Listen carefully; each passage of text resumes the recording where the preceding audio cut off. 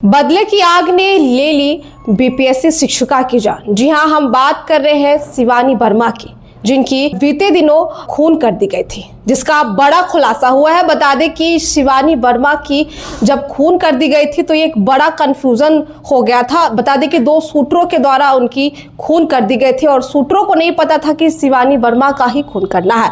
इस मामले में बड़ा खुलासा हुआ है। अररिया पुलिस अधीक्षक ने इस मामले में पत्रकारों से संवाद किया है और बड़ा खुलासा किया है। आप इस वीडियो में सुनिए। अररिया पुलिस अधीक्षक ने विस्तार से बताया, पूरे मामले की सच्चाई को बताया और पीछे कौन कौन से बदलाव हुए, कौन कौन से कंफ्यूजन हुए, उन सभी बातों को विस्तार से बताया। पहले आप इस वीडियो में सुनिए। जैसा कि आपको मालूम है कि 3 तारीख को सुबह एक शिक्षिका थी शिवानी वर्मा, जो स्कूल के लिए अपने जा रही थी फारबिसगंज से कन्हेली के लिए, तो उनको खाबदा के पास गोली मार के गया था। अपराधकर्मियों द्वारा हत्या कर दी गई थी।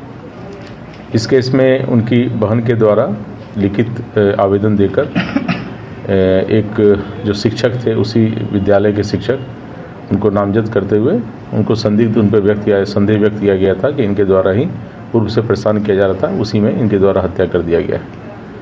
हम लोग के द्वारा जो टेक्निकल है और सीसीटीवी फुटेज वगैरह है, उसके पूरी तरह अध्ययन किया गया।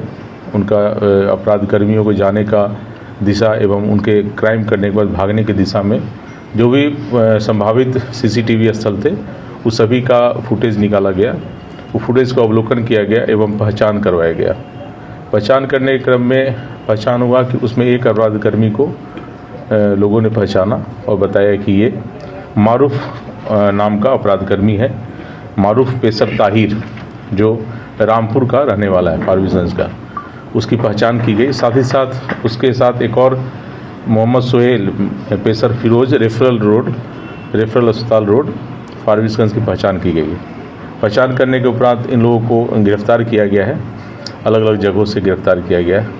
गिरफ्तारी के उपरांत इनसे पूछताछ की गई तो इनके द्वारा स्वीकार किया गया कि हाँ, इन्हीं के द्वारा 3 तारीख को उस जगह पर जाके FZ यामाहा मोटरसाइकिल से वो गए थे और उनके द्वारा उस शिक्षिका की हत्या कर दी गई थी। पूछताछ में मालूम चला कि इन्हें हत्या जो करना था वो किसी और शिक्षिका का करना था। वहीं खाबदा के बगल में ही भवानीपुर प्राथमिक विद्यालय है, उसमें एक शिक्षिका पढ़ाती है, जिनका अवैध संबंध या कहिए कि दोस्ती फारबिसगंज में ही फारबिसगंज के रहने वाले अपना इलेक्ट्रॉनिक्स है, जनता इलेक्ट्रॉनिक्स का मालिक है, उसके साथ था। उसी की पत्नी के द्वारा ये राजा नाम के अपराधी है, जो रामपुर का रहने वाला है, उसको सुपारी दी गई थी 2 लाख का कि हमारे पति को वो बातचीत दोस्ती रखती है, उसे रास्ते से हटाने के लिए। वो भी संजोगवश वो शिक्षिका भी उसी रूट से जाती है और स्कूटी से ही जाती है। तो उसी का लोकेशन ये लोग दिया गया था इसको मारने के लिए, और उसी मारने के कारण उसी का पीछा करते हुए ये लोग पहले से क्रिमिनल जो दोनों था, ताहिर और सोहेल और मारूफ दोनों पहले से वहाँ इंतज़ार कर रहा था। चूँकि जहाँ वो पॉइंट देखे होंगे वहाँ से दोनों स्कूल जाने का रास्ता है, तो वहीं पर पहले से इंतज़ार कर रहा था। जैसे स्कूटी आते हुए दिखा इसको लगा कि ये वही शिक्षिका है जिसको उसको मर्डर करना है, और उसने रोक के और उस पर गोली चला दिया और वो घटनास्थल पर ही मौत हो गई। इसमें दोनों शूटर जो हमारे थे उनको गिरफ्तारी की गई है।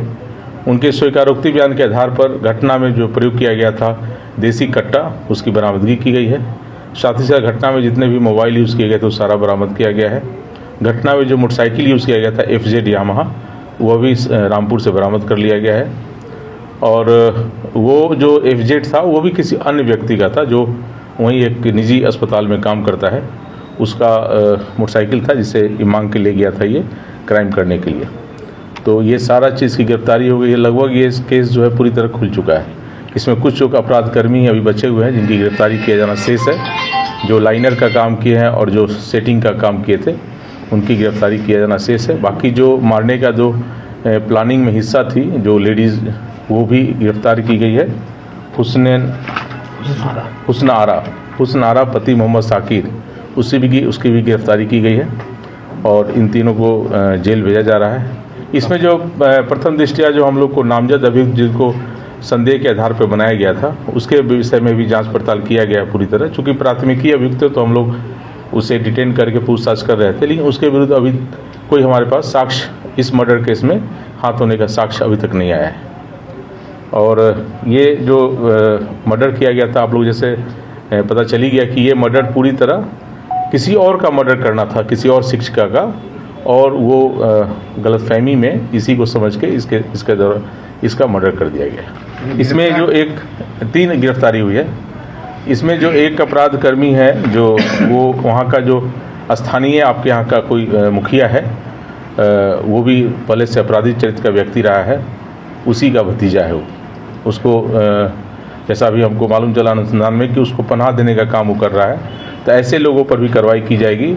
जो भी अपराध कर्मी को पनाह देंगे और अपराध को छिपाने का प्रयास करेंगे, अपराधी कर्मियों को संरक्षण देंगे, उनके विरुद्ध भी कार्रवाई की जाएगी। मुखिया का नाम से बताइए। रामपुर कौन है?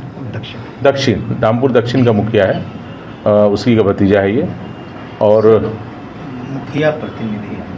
हाँ, मुखिया प्रतिनिधि है, तो उसके विरुद्ध भी हम लोग जांच कर रहे हैं कि उसका क्या रोल है इस क्राइम में और किस तरह से क्रिमिनल को बचाने का प्रयास किया जा रहा है उसके द्वारा। और दूसरी बात कि यह भी मालूम चला है कि इन लोग के द्वारा बहुत ज़्यादा इस तरह से कॉन्ट्रैक्ट किलर जो पैसे लेके किया गया है, तो पूर्व में भी इनका आपराधिक इतिहास क्या रहा है इन लोगों का और किस तरह से क्राइम करते हैं, ये भी पता लगाने का प्रयास किया जा रहा है। तो अभी आप सुन रहे थे अररिया पुलिस अधीक्षक को, जिन्होंने मामले की पूरी गंभीरता को बताया, पूरी साफ क्लियर किया है कि किस तरीके से ये खून किया गया है। लेकिन इसी बीच एक रंजीत कुमार जो कि विद्यालय के शिक्षक है, उन पर लगातार बीपीएससी शिक्षिका की बहन के द्वारा यह कहा जा रहा था कि जो रंजीत है वो बार बार दबाव बना रहे थे और उनकी बहन के साथ मिसबिहेव भी करते थे और कई बार एक्सीडेंट करने का भी मसला सामने आया था। लेकिन इन सबको दरकिनार करते हुए अब जो खुलासा हुआ उसमें साफ पता चल रहा है कि बीपीएससी शिक्षिका की खून जो है वो कंफ्यूजन में हुए, सारी गलती जो है वो सूत्रों की, उन्होंने बिना तस्वीर देखे ही बीपीएससी शिक्षिका की खून कर दी है। तो फिलहाल इस वीडियो में इतना ही। ऐसे अपडेट्स के लिए हमारे साथ बने रहे। बहुत बहुत शुक्रिया।